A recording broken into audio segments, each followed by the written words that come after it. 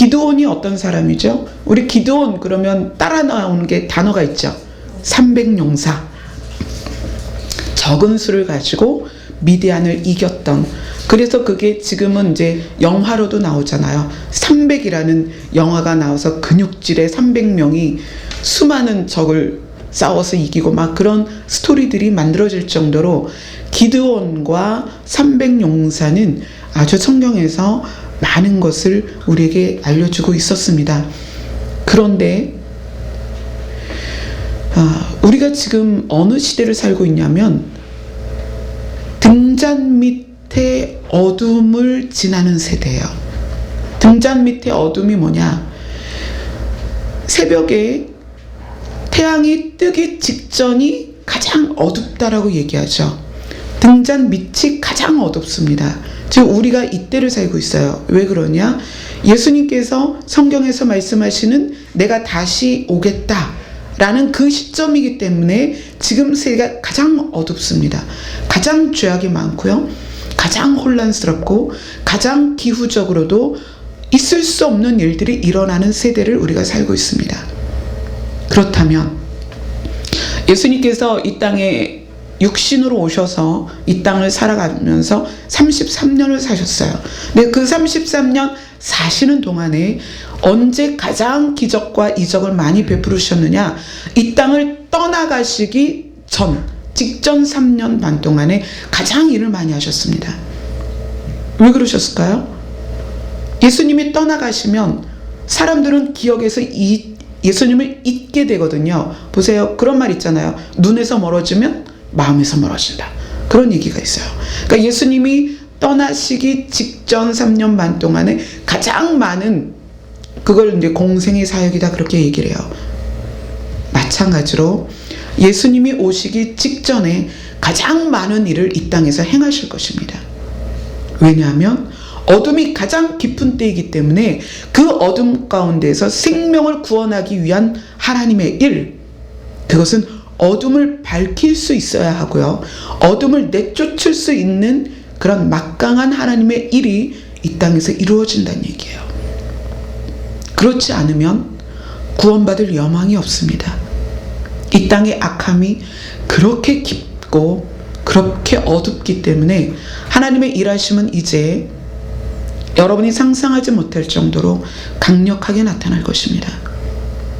왜냐하면 그래야 이 어둠을 뚫고 예수 그리스도가 다시 오실 때에 성도들이 구원받을 수 있기 때문입니다. 그러한 시점을 우리가 살아가면서 하나님께서 우리에게 기드온에 대해서 다시 말씀을 하세요. 다시 조명하십니다. 여러분이 이제까지 알고 있던 기드온에 대한 스토리가 어떤 것이었나요? 한번 볼까요? 자, 기드온은 어떤 사람인가? 사사기 6장부터 보겠습니다. 사사기 6장 11절부터 12절입니다. 같이 읽겠습니다. 여호와의 사자가 아비에셀 사람 요아스에게 속한 오브라에 이르러 상수리 나무 아래에 앉으니라. 마침 요아스의 아들 기드온이 미디안 사람에게 알리지 아니하려 하여 밀을 포도주 틀에 타작하더니 여호와의 사자가 기드온에게 나타나 이르되 큰 용사여 여호와께서 너와 함께 계시도다 하매.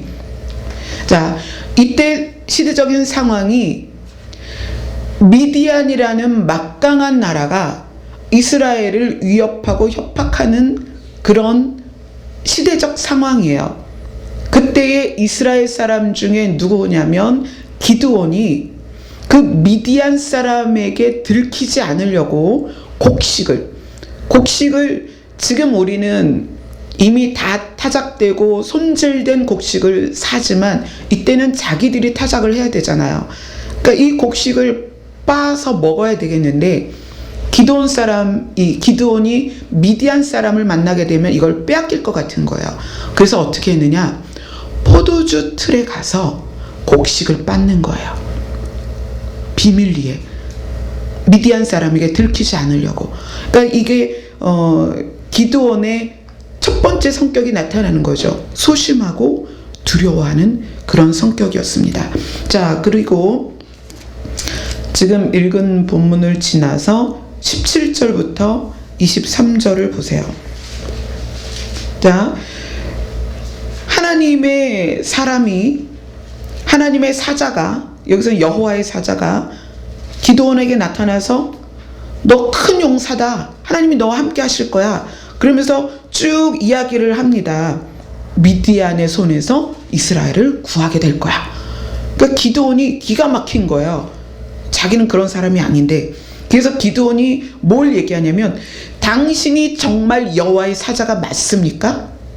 그리고 당신이 나에게 얘기하는 것이 여호와께서 정말 나에게 얘기하는 것입니까? 라고 그걸 증명해 보십시오. 그 부분이 지금 17절부터 나옵니다. 17절부터 23절까지 보면 17절에 이렇게 얘기하죠. 기드온이 그에게 대답하되, 여호와의 사자에게 말하는 거예요. 만일 내가 주께 은혜를 얻었사오면 나와 말씀하신 이가 당신이 여호와의 사자인 것도 하나님이 되시는 표징을 내게 보이십소서. 이렇게 이야기합니다. 그래서 이제 그 표징을 보입니다. 어떻게 하냐면, 염소 새끼를 준비하고 가루를 준비하고 무교병을 만들고 막 이렇게 이제 제단에 드릴 걸 준비하죠. 자, 21절을 보세요. 21절을 같이 읽습니다. 시작. 여호와의 사자가 손에 잡은 지팡이 끝을 내밀어 고기와 무교병에 대니 불이 바위에서 나와 고기와 무교병을 살랐고 여호와의 사자는 떠나서 보이지 아니한지라. 그러니까 여호와의 사자의 지팡이가 그 고기하고 무교병을 건드렸더니 불이 바위에서 나와가지고 그걸 살라버렸어요. 그래서 기드온에게 뭘 알려준 거예요? 표징. 내가 여호와의 사자고 너에게 말씀하신 이는 하나님이시고 그 말이 진실이다 라는 걸 보여준 거예요. 그래서 이 기드온이 그때 이제 하나님 앞에 무릎을 꿇습니다. 하나님 어떻게 해요? 제가 여호와의 사자를 몰라봤어요. 제가 여호와의 사자를 몰라보고 내가 그를 그렇게 홀대를 했고요. 또 의심했고요. 또 여호와의 사자, 여호와를 대면하는 자는 다 죽는다고 그랬는데 저 이제 죽게 됐어요. 막 그럴 때 하나님께서 아니야, 괜찮아 라고 위로를 하십니다. 그래서 그때 처음 나온 말이 여호와 샬롬이에요. 자, 여호와 샬롬이라는 말이 어디 나올까요? 24절에 나오죠. 네, 24절에 있습니다. 같이 읽습니다. 시작. 기드온이 여호와를 위하여 거기서 제단을 쌓고 그것을 여호와 샬롬이라 하였더라. 그것이 오늘까지 아비에셀 사람에게 속한 오브라에 있더라. 여호와의 샬롬은 뭡니까? 여호와는 평강이시다. 나와 평강의 관계를 갖게 됐다. 그래서 여호와 샬롬. 지금 우리가 여호와 샬롬이란 말을 많이 쓰잖아요. 이때부터 이제 이 말이 시작이 되었습니다. 자, 기드온은 이렇게 의심이 많고 두려움이 많은 사람이었어요. 자, 그날 밤에 이렇게 25절에 나옵니다. 하나님께서 기드온에게 이제 명령을 내리세요. 자, 이제 내가 너와 함께 한다. 너는 큰 용사다. 오늘 내가 너에게 명령을 하나 내리는데 뭐냐면, 네 아버지에게는 바알의 제단이 있고 아세라 상 목상이 있는데 너 그거 헐어버려라. 네 아버지에게 있는 바알 제단도 허물고 아세라 목상도 찍어가지고 그걸로 불을 태워라. 그리고 여호와께 소를 가지고 분향을 해라. 이렇게 명령을 내리신 거예요. 그러니까 기드온이 어떻게 했을까요? 그걸 했죠. 했는데 그 기드온의 성격이 고스란히 나옵니다. 27절을 한번 보세요. 지금 우리 6장 27절 봅니다. 같이 읽습니다. 시작. 이에 기드온이 종 10사람을 데리고 여호와께서 그에게 말씀하신 대로 행하되 그의 아버지의 가문과 그 성읍 사람들을 두려워함으로 이 일을 감히 낮에 행하지 못하고 밤에 행하니라. 자, 기드온의 성격이 얼마나 소심한지 하나님이 명령하신 거잖아요. 다윗 보세요. 골리앗 앞에 물맷돌 5개 가지고 나가서 우렁차게 소리 지르면서 나는 여호와와 함께한다 그러고 돌멩이 던져서 골리앗을 쓰러뜨렸는데, 기드온은 어땠느냐? 하나님의 첫 번째 명령을 받아서 그걸 시행합니다. 근데 시행하는데 언제 행하냐? 아버지 몰래, 집안 사람 몰래, 야밤에 가가지고 바알 제단을 무너뜨리고 아세라 목상을 쪼개가지고 그걸로 불을 떼서 번제를 하나님께 드려요. 그러니까 이제 아침에 집안이 난리가 난 거예요. 이거 도대체 누가 이런 거야? 나중에는 기드온이 한 걸 알게 되죠. 자, 기드온이 이렇게 성격이 소심합니다. 자, 6장 36절로 갑니다. 6장 36절, 하나님께서 이제 이 이스라엘에 미디안과 아말렉이 이제 쳐들어와요. 그 상황에서 기드온이 하나님께 여쭈어 이렇게 이야기합니다. 주께서 이미 말씀하신 것 같이 내 손으로 이스라엘을 구원하시려거든.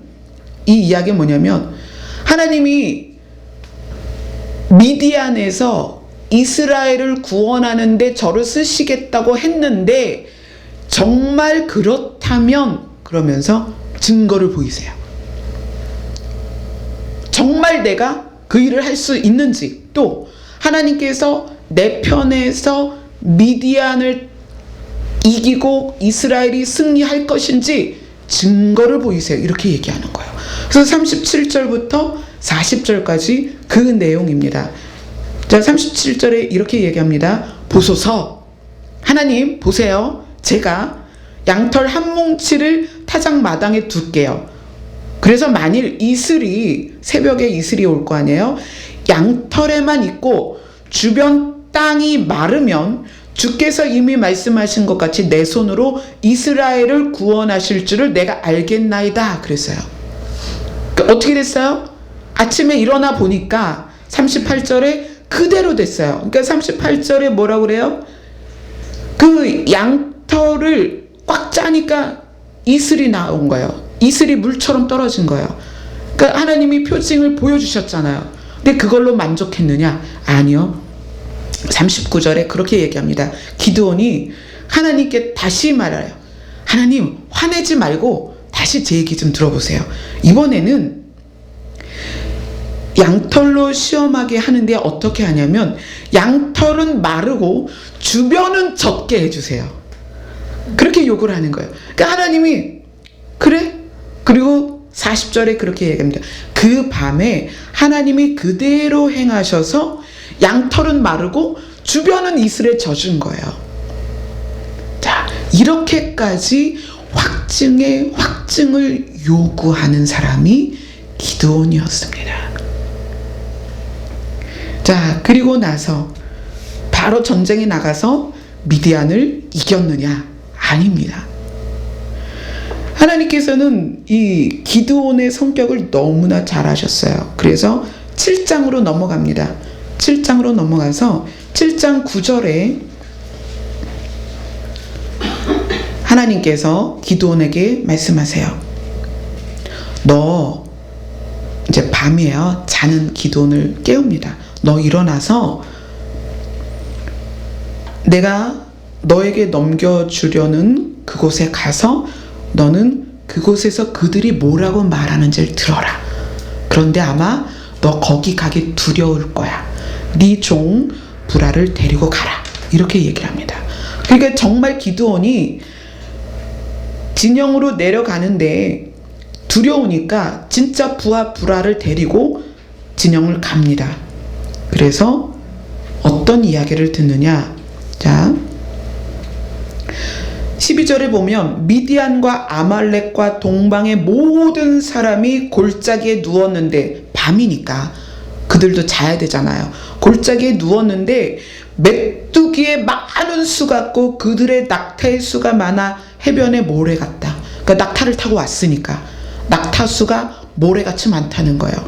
그런 가운데 기드온이 그곳에 이르러서 어떤 사람들이 말하는 걸 듣습니다. 자, 13절 14절 7장 13절 14절을 같이 읽습니다. 시작.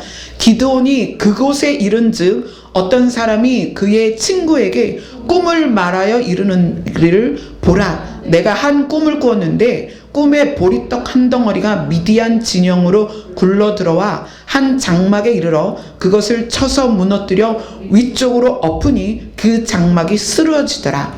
그 친구가 대답하여 이르되 이는 다른 것이 아니라 이스라엘 사람 요아스의 아들 기드온의 칼이라. 하나님이 미디안과 그 모든 진영을 그의 손에 넘겨주셨느니라 하더라. 기드온이 이스라엘 사람도 아니고 그들의 꿈과 해몽을 직접 들은 거예요. 그래서 이제 기드온이 안심을 합니다. 보리떡, 굴러간 보리떡이 기드온이라는 거예요. 그리고 그 기드온이 이스라엘 그 미디안과 함께한 아말렉 군대와 동방의 모든 군대를 이길 거라는 것을 미디안 사람이 꾼 꿈으로 전달받는 거예요.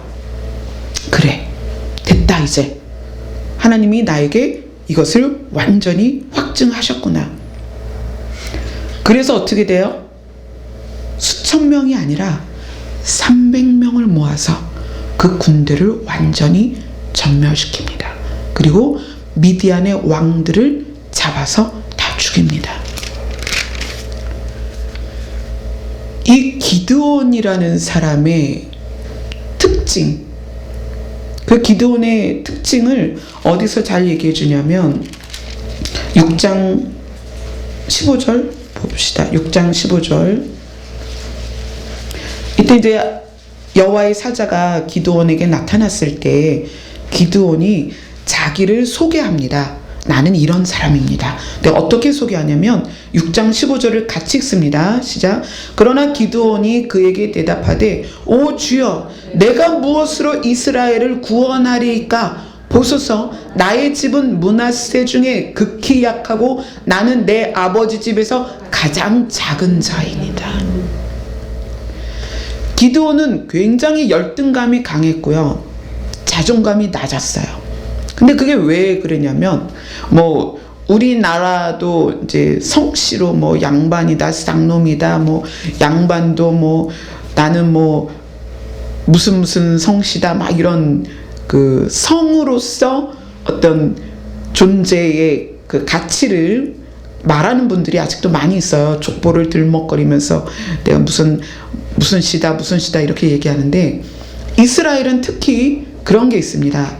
12지파에 의해서 그 계보를 따라 자기의 역할이 정해지고 신분이 정해졌어요. 그러니까 레위 지파는 대대로 뭐라는 거예요? 제사장 직분을 감당했죠. 근데 기드온이 왜 자기의 그 집안을 얘기하냐면 저는 므낫세 지파입니다라고 이야기하는 이유가 있습니다. 12지파가 형성되는 과정을 보면 야곱의 12아들이 12지파를 이뤄요. 그런데 레위 지파는 대대로 하나님의 전을 섬기기 위해서 12지파에서 빠집니다. 그리고 요셉이 12지파에서 빠지면서 자기 아들들이 그 지파에 소속이 돼요. 그 누구예요? 므낫세와 에브라임이죠. 그러니까 므낫세와 에브라임은 야곱의 아들이 아니에요. 손주란 말이에요. 근데 손주가 12지파에 소속이 되면서 또 야곱이, 할아버지가 요셉이 죽기 전에 므낫세와 에브라임을 축복하는 기도를 부탁을 받습니다.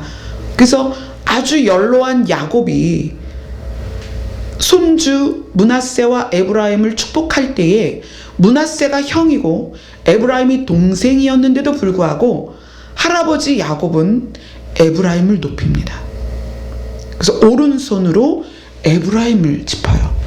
그러니까 요셉이 자기는 그래도 므낫세가 맏아들이니까 아버지 아니에요. 손을 바꾸세요. 므낫세가 맏아들이에요. 오른손을 므낫세에 얹으세요. 그런데 야곱이 거절합니다. 아니야.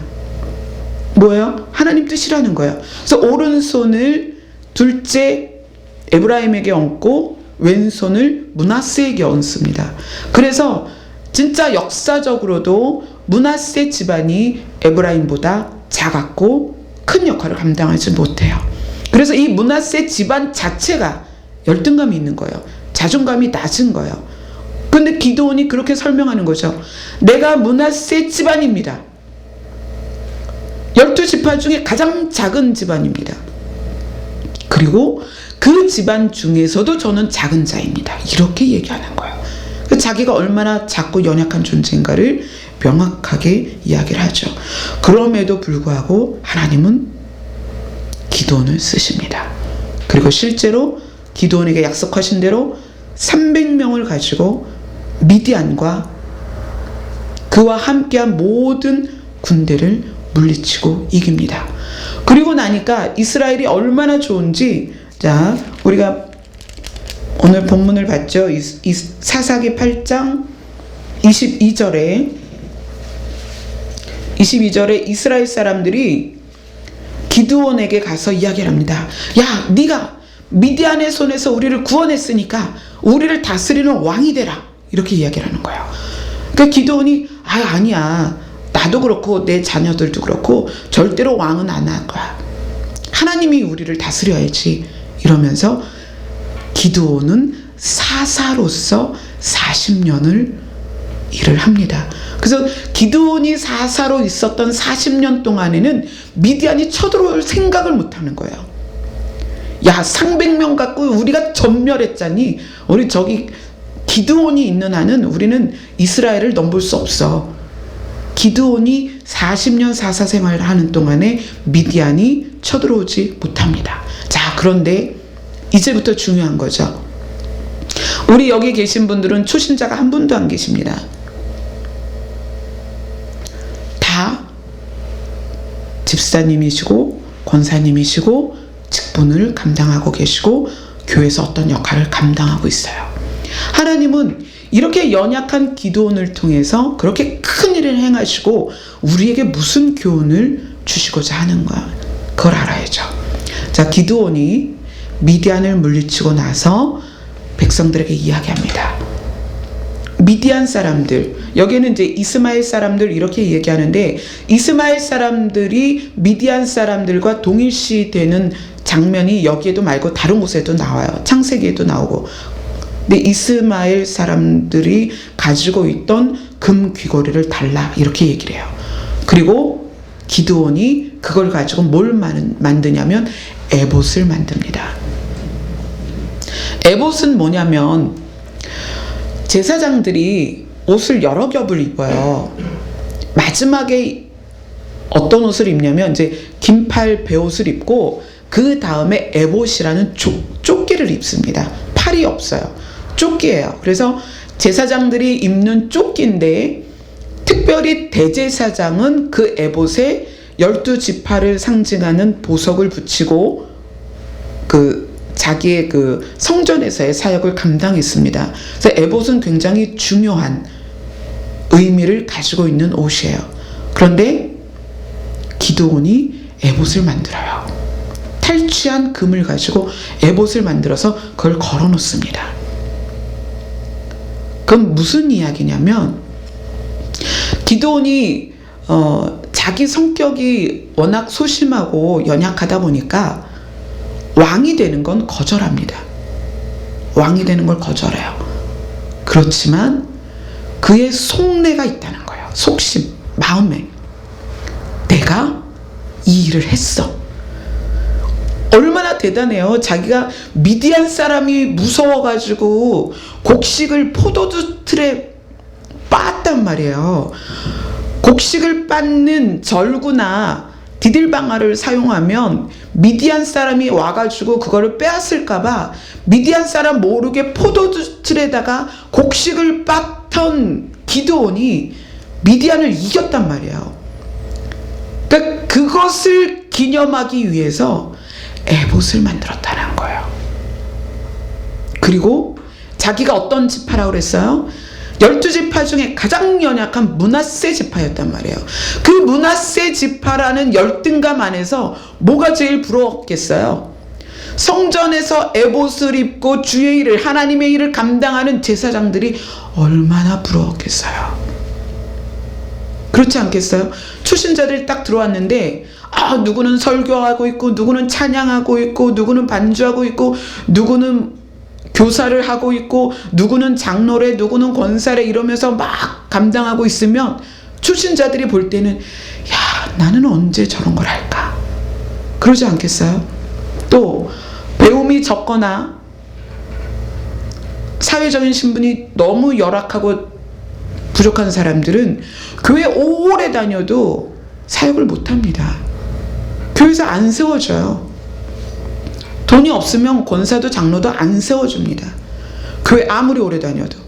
그렇지 않아요? 지금 시대가 그렇습니다. 기드온이 자기의 집안을 볼 때나 자기 자신을 볼 때나 큰 일을 감당할 수 없는 자기인 걸 너무나 잘 알았어요. 그럼에도 불구하고 하나님이 기드온을 사용해서 단지 300명으로 그 미디안의 군사를 전멸시킨 그것이 이 기드온에게는 정말 가슴 벅찬 일이란 말이에요. 집안의 명예예요. 이거는 이 므낫세 집안에 이런 일이 없었던 거예요. 그래서 에봇을 만듭니다. 에봇을 걸어놓고요, 기념하는 거예요. 내가 이 일을 했어. 에봇 봐봐. 이거 뭔지 알아? 순금이야. 이 순금이 어디서 나왔는지 알아? 우리가 미디안 사람 무찔렀을 때 그들에게서 탈취한 거야. 얼마나 그것이 자기의 공적을 기리고 기념하는 것이었겠어요. 40년 동안. 그래서 이스라엘 사람들은 그 에봇을 바라볼 때마다 그래, 하나님이 이렇게 하셨어가 아니라 그래, 기드온만 있으면 미디안이 쳐들어올 수 없어. 저 에봇 봐봐. 기드온이 우리를 살렸어. 그래서 성경은 이렇게 얘기합니다. 기드온이 그 금으로 에봇 하나를 만들어 자기 성읍 오브라에 두었더니 온 이스라엘이 그것을 음란하게 위함으로, 그게 뭐예요? 다른 성경에는 음행을 행함으로, 그게 뭐예요? 우상 숭배를 했다는 거예요. 그거를 하나님 대신 섬겼다는 거예요. 마치 이스라엘 백성이 애굽에서 나왔을 때 금송아지를 만들어 놓고 이것이 우리를 애굽에서 인도하여 낸 여호와라 말했던 것처럼 금 에봇을 걸어 놓고 온 이스라엘이 그것을 섬겼다는 거예요. 그래서 그것을 성경에서는 음란하게 위하였다. 다른 성경에서는, NIV에서는 그걸 이렇게 얘기합니다. 음행이다. 그랬더니 그것이 기드온과 그의 집에 올무가 되었다. 기드온이 죽고 나서 이스라엘은 완전히 우상 숭배하는 나라가 되어버립니다. 여러분, 하나님께서 앞으로 우리 교회를 어떻게 쓰시든지 쓰실 것입니다. 저 개인적으로는 세계 여러 나라 사람들과, 또 제가 교통하고 있는 분들을 보면 지도상에 제주도까지 퍼져 있습니다. 지지난주에 제주도에서 다녀가셨어요. 전라도 끝 해남, 통영은 어디예요? 경상도예요? 경상도 끝 통영, 우리나라 끝 제주도까지. 때가 차면 이것을 하나님이 확실하게 우리 공동체 모두가 함께 하나님의 일을 하도록 하실 것입니다. 그 일을 앞두고 우리같이 작고 부족하고 볼품없는 교회를 향하여 하나님은 지금 기드온의 에봇을 기억하라는 거예요.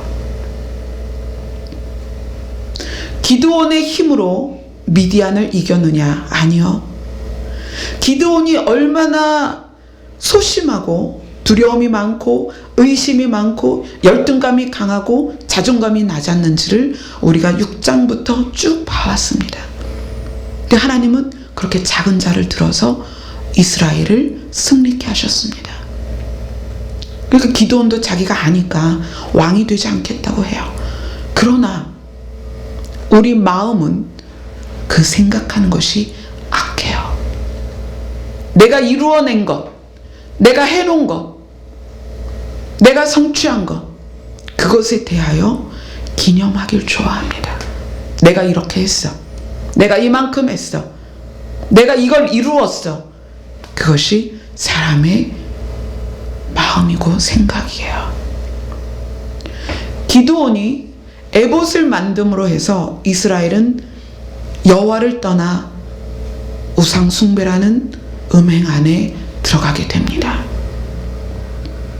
그리고 또 한 가지 기가 막힌 일이 생깁니다. 기드온이 여러 아내가 있는데 자녀를 70명을 낳아요. 어마어마하죠. 우리 여기서는 우리 김세희 집사님 가정이 가장 자녀가 많죠. 그런데 기드온은 70명의 자녀를 낳았습니다. 그리고 그 70명에게 이름을 붙일 거 아니에요. 그 이름을 아마 종이에 써놔야 되지 않았을까요? 70명에게 이름을 붙이는데 한번 봅시다. 우리가 8장을 보고 있죠. 사사기 8장 29절부터 31절까지 보겠습니다. 29절에서 31절까지 같이 읽습니다. 시작. 요아스의 아들 여룹바알이 돌아가서 자기 집에 거주하였는데 기드온이 아내가 많으므로 그의 몸에서 낳은 아들이 70명이었고 세겜에 있는 그의 첩도 아들을 낳았으므로 그 이름을 아비멜렉이라 하였더라. 여기에서 여룹바알이라는 것은 기드온의 다른 이름이에요. 그러니까 뭐라 그럴까요? 다른 호칭입니다. 여룹바알은. 기드온에게 70명의 아들이 있는데 아들이 70명이면 딸까지 하면 자녀가 얼마나 많았을까요? 그죠? 딸은 포함이 안 됐어요. 아들만 70명이 있었는데 그러면서 70명의 아들이 다 그 이름이 나온 게 아니라 아비멜렉이라는 아들의 이름을 하나님이 거론을 하십니다. 근데 이 아비멜렉이라는 아들의 이름이 왜 중요하냐? 아비멜렉이라는 이름은 어떤 뜻이냐면 너의 아버지가 왕이다 라는 뜻이에요. 우리가 가지고 있는 이름들은 다 한문이라서 그 한문 안에 뜻이 있죠. 이 아비멜렉이라는 이름의 뜻은 아버지가 왕이다 라는 뜻이에요. 이상하지 않습니까? 왜 그 이름을 지어줬을까요? 기드온의 정말 깊은 속마음이 아들에게 있는 거예요. 겉으로는 이스라엘 백성이 기드온에게 왕이 되십시오 그랬어요. 그러니까 아니야, 하나님이 하셨고 하나님이 우리를 다스려야지, 그리고 빠졌단 말이에요. 그렇지만 기드온은 자기의 탈취물로 에봇을 만들었습니다. 그리고 자기가 얼마나 권위와 권력을 사랑하고 있는지를 보여줬어요. 자기 집안의 그 보잘것없는 므낫세 집안이라는 거에 열등감, 그것을 에봇 하나로 증명해 보였단 말이에요. 내가 이런 집안이야, 이런 사람이야. 그런데 70명의 아들을 낳아가면서 그 아들 중에 하나에게 이름을 지었는데 아비멜렉이라는 거예요. 그 아비멜렉의 뜻이 뭐냐? 네 아버지가 왕이라는 거예요. 그러니까 이 기드온의 속심에는 그래, 내가 왕으로서는 거절했지만 나는 왕 같은 존재가 되고 싶은 거예요. 그래서 아비멜렉은 성장하면서 아버지는 왕이야, 이것을 귀에 딱지가 않도록 들은 거예요. 그거잖아요. 아버지가 또는 집안 사람이, 어머니가, 형제가 아비멜렉을 부를 때마다 네 아버지가 왕이야, 네 아버지가 왕이야, 네 아버지가 왕이야. 그래서 아비멜렉이 어떠한 일이 있었느냐? 기드온이 죽고 어떤 일이 있었느냐?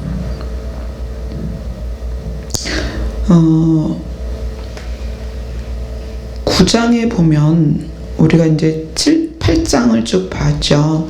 9장을 보면 1절에 이렇게 얘기합니다. 여룹바알의 아들, 여룹바알이 기드온의 다른 이름입니다. 기드온의 아들 아비멜렉이 세겜에 가서 그의 어머니의 형제에게 이르러 그들과 그의 외조부의 집의 온 가족에게 말하기를 여룹바알의 아들 70명이 다 너희를 다스리길 원하느냐? 한 사람이 너희를 다스리길 원하느냐? 이러면서 이야기를 해요. 이게 자기 엄마가 첩이잖아요. 그러니까 첩과 첩의 식구들 외갓댁에 가서 얘기를 하는 거예요. 너네 이제 기드온이 죽었어. 우리 아버지가 죽었잖아. 그러면 아들이 70명인데 70명의 통치를 받을래? 나 하나의 통치를 받을래? 그러니까 당연히 이 아비멜렉의 외가니까 아비멜렉 편에 서겠죠. 그래서 그들에게 돈을 받아서 아주 나쁜 사람들을 자기의 편들어 다 삼습니다. 그리고 아비멜렉이 무슨 일을 하느냐?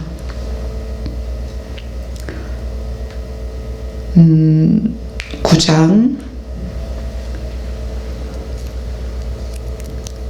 5절을 한번 보세요. 이제 아비멜렉이 어떻게 하느냐? 9장 5절 같이 읽습니다. 시작. 오브라에 있는 그의 아버지의 집으로 가서 여룹바알의 아들 곧 자기 형제 70명을 한 바위 위에서 죽였을 때 자기 형제 70명을 다 죽입니다. 그리고 그 중에 요담이라는 막내가 있었는데 이 요담은 도망가 버려요.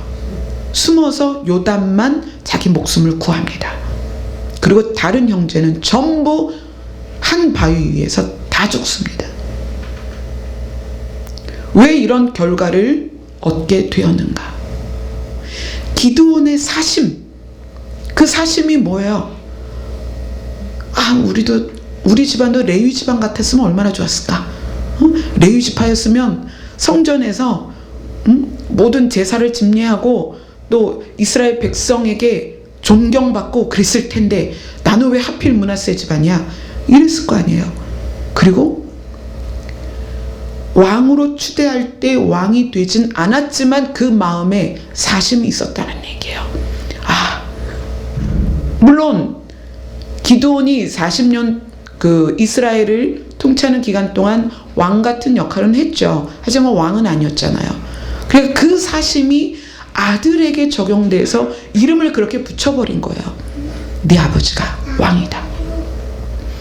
그걸 계속 들은 아비멜렉 입장에서는 아빠가 돌아가셨어요. 누군가 왕이 돼야 되잖아요. 그러니까 자기가 왕이 되고 싶은 마음에서 불의한 돈으로 불법적인 나쁜 사람들을 사서 자기 형제를 몽땅 죽여버리는 그런 악한 일을 저지르게 됩니다. 기드온이 우리에게 조명하는, 기드온이 우리에게 교훈하는 것은 300명 같은 적은 수로 많은 수를 이겼다가 아닙니다. 우리는 누구나 연약한 가운데서 하나님이 귀하게 쓰실 수 있습니다. 우리 교회가 그렇게 쓰임 받을 것이고 여러분 각자가 그렇게 쓰임을 받을 것입니다. 누구는 치유자로, 누구는 중보자로, 누구는 찬양 사역자로, 누구는 말씀 선포자로, 누구는 권면하는 자로 다 쓰임을 받을 것입니다. 그렇게 쓰임 받는 우리가 우리 마음 안에 무엇을 사심으로 갖느냐는 거예요. 기드온은 에봇을 만들어서 자기의 업적을 기리기를 원했고요. 자기 아들의 이름을 통해서 자기가 왕처럼 불려지기를 소원했던 사람입니다. 우리의 생각이 근본부터 악하다는 것이 기드온을 보면 알 수 있어요. 겉으로는 겸손하고 겉으로는 하나님이 하셨다고 말하고 겉으로는 머리를 조아리는 것 같지만 우리의 사심이 어디에 있느냐는 거예요. 여러분이 무엇을 하든지 어떤 것을 맡든지 어디를 담당하든지 어떤 것을 감당하든지 여러분 사람들을 여러분 영향력 아래 두려고 하지 마십시오.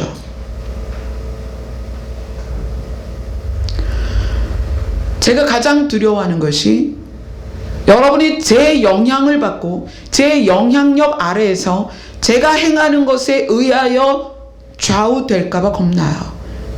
그래서 제가 대표가 되는 것, 앞서는 것, 제가 무엇을 여러분에게 가르치는 것, 이것을 굉장히 두려운 마음으로 하고 있습니다.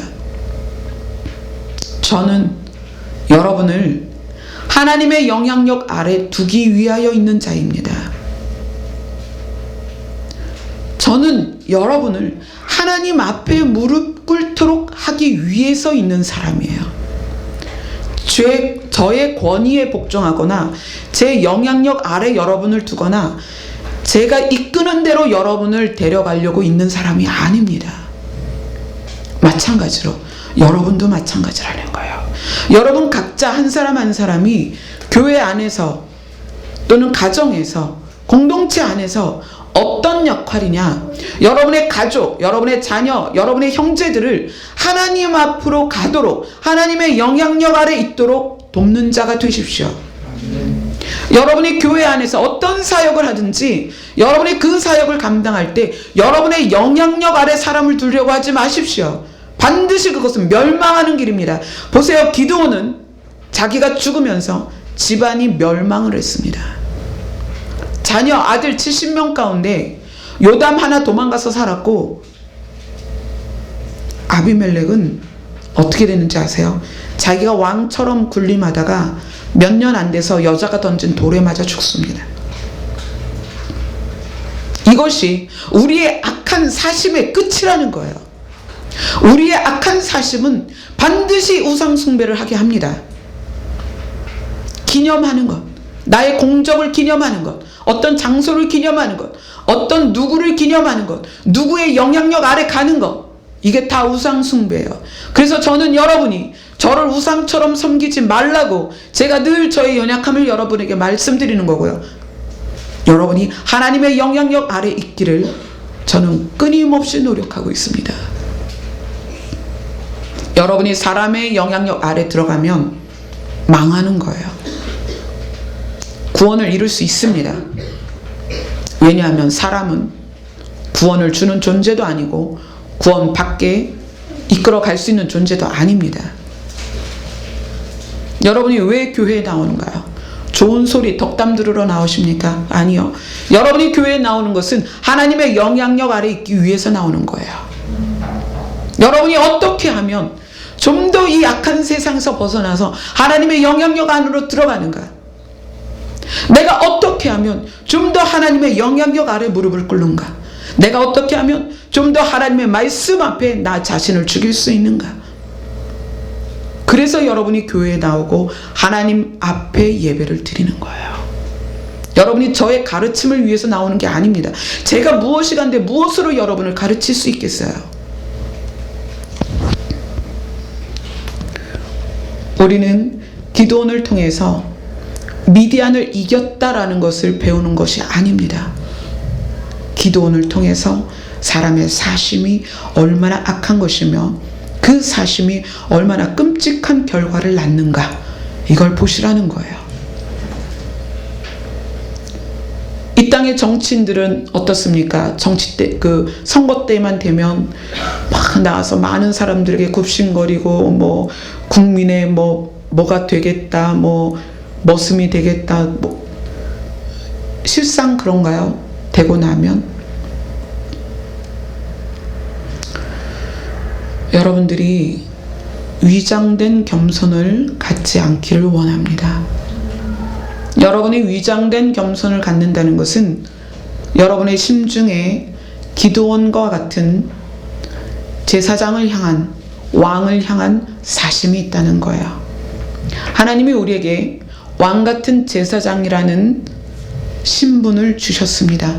그래서 2016년 우리의 영광스러운 신분을 회복하자고 1년 내내 제가 여러분들에게 말씀을 드렸습니다. 그러나 왕같은 제사장이 되었어도 우리가 내가 왕같은 제사장이라는 것으로 내 업적을 기리거나 그것을 드러내거나 내 영향력 아래 사람을 모아서 그 사람들을 내가 통치하려고 하는 자세를 갖는 순간에 우리는 멸망합니다. 여러분은 왕같은 제사장입니다. 그런데 어떤 왕이고 어떤 제사장이냐? 하나님의 통치를 여러분이 받아야 하고 여러분이 함께하는 모두가 하나님의 영향력 아래 하나님의 통치를 받도록 이끌어가고 인도하고 돕는 존재가 돼야 되는 거예요. 저는 비록 우리 교회가 작지만 우리 교회 안에 속해 있는 사람은 한 사람도 낙오되지 않고 하나님의 영향력 아래 있기를 소원합니다. 그리고 여러분은 자기가 있는 곳에서 자기와 함께 거하는 모든 사람들을 하나님의 영향력 아래로 인도하는 그런 역할을 감당하기를 소원합니다. 그것이 하나님의 구원이 이 땅에 이루어지는 방법입니다. 기도하겠습니다.